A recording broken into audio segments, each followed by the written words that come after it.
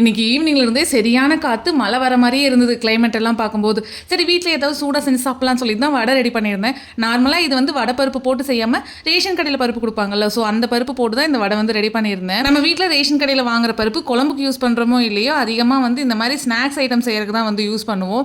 வடை பருப்பு போட்டு நம்ம வடை செய்யும்போது எந்த அளவுக்கு டேஸ்ட் இருக்கோ, அதுல ஒரு 95% வந்து இந்த பருப்பு போட்டு பண்ணும்போது கண்டிப்பா அந்த டேஸ்ட் வந்து அச்சீவ் பண்ணும். இதுல நம்ம யூஸ் பண்ற பருப்பு மட்டும் தான் டிஃபர் ஆகுமே ஒழிய, அந்த இன்கிரியன்ஸ் எல்லாமே ஒண்ணு தான். நார்மல் மசால் வடைக்கும் சரி, இந்த ரேஷன் கடை பருப்பு போட்டு செய்கிற வடைக்கும் சரி, ஒரே மாதிரி இன்க்ரீடியன்ஸ் தான் நம்ம வந்து யூஸ் பண்ண போகிறோம். ஈவினிங் ஸ்நாக்ஸுக்கு வந்து இது ஒரு பக்காவான ரெசிபி. இந்த ரெசிபியோட இன்க்ரீடியன்ஸ், அதுக்கப்புறம் இந்த ரெசிபி எப்படி செய்யணும் அப்படிங்கிறது எல்லாமே டீட்டெயில்டாக கீழே டிஸ்கிரிப்ஷன் பாக்ஸில் தரேன். தேவைப்படுறவங்க கண்டிப்பாக செக் பண்ணி பாருங்க. வடையெல்லாம் சுட்டு முடிச்சுட்டு ஈவினிங் ஸ்நாக்ஸ் சாப்பிட்றதுக்கு வந்து ரெடி ஆயாச்சு. எனக்கு திடீர்னு ஒரு ஐடியா வேற தோணுச்சு. வீட்டில் கொஞ்சமாக ரசம் இருந்ததா, அதிகமாக இந்த இன்ஸ்டாகிராம் ரீல்ஸ்ல எல்லாம் வந்து ரசவடை அந்த மாதிரி எல்லாம் வந்து நான் பார்த்துருக்கேன். இப்போ வரைக்கும் நான் சாப்பிட்டதில்ல. சரி நம்மளே வந்து வீட்டில் வடை சுட்டுட்டோம், வீட்லேயும் ரசமும் இருக்குது, சரி இதை வச்சு நம்ம ரசவடை நம்மளே பண்ணி சாப்பிட்டு பார்க்கலாம்னு சொல்லி நம்ம அரைச்ச அந்த வடைப்பருப்பை வந்து கொஞ்சமாக பக்கோடா மாதிரி போட்டுட்டு அதை ஃப்ரை பண்ணி எடுத்து ஒரு பவுல் ஆட் பண்ணி அந்த வடை முழுகிற அளவுக்கு ரசத்தையும் ஆட் பண்ணி ஒரு 5 to 10 மினிட்ஸ் ஊற வச்சு சாப்பிட்டேன். டேஸ்ட் உண்மையிலுமே சூப்பராக இருந்தது.